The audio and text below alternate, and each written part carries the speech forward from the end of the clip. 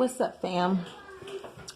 Baker's World. Just wanted to come through with a really quick tutorial on making little rosettes when you're trying to basically save more time when you have a lot of orders, and also just not trying to waste any icing. I have some extra icing left over, and basically you'll take your rose pen and your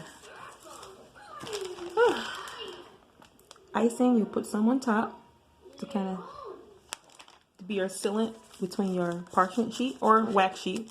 I actually use the wax sheets, cut them up, little squares on there, make it stick.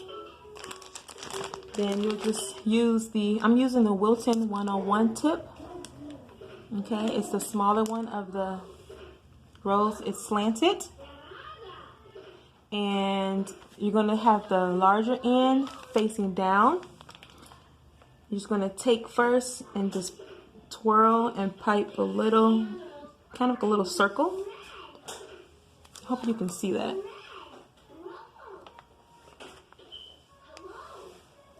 And then you're going to use that as your guide and pipe like a half, another half, and you can go as small or as large as you want. Just continue going around. Okay, then you just slide it right off. Oops, don't hit it like I just did. And place it on your sheet, and they'll dry. You can see I have a couple here already made.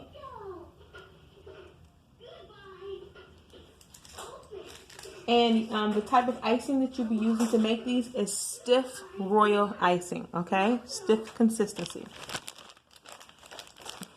Now, one trick, I don't know if you noticed what I did, so I can reuse my bag and use different tips, because I also made some like flat rosettes or flowers or pin flower wheels. I took the icing bag here, and I actually have it inside of another bag.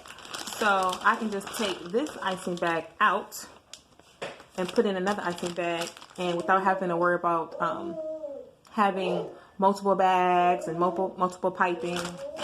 I think I've shared that before. But I have this tip here because the icing gets really thick and dries very quickly with the stiff consistency, and just want to make sure that it stays clear with the toothpick. You can probably hear my daughter in the background playing around.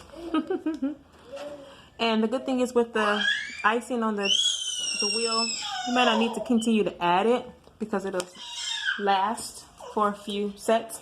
I just put a little on there just so I can clear off the tip.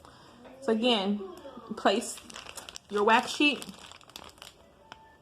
make a little circle, like a little petal form,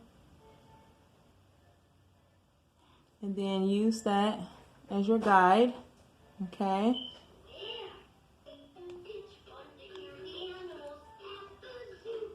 like, it's really simple once you get into it, and you can keep them small like that, or you can make them really big. I'm going for small ones right now. Okay, and that's it.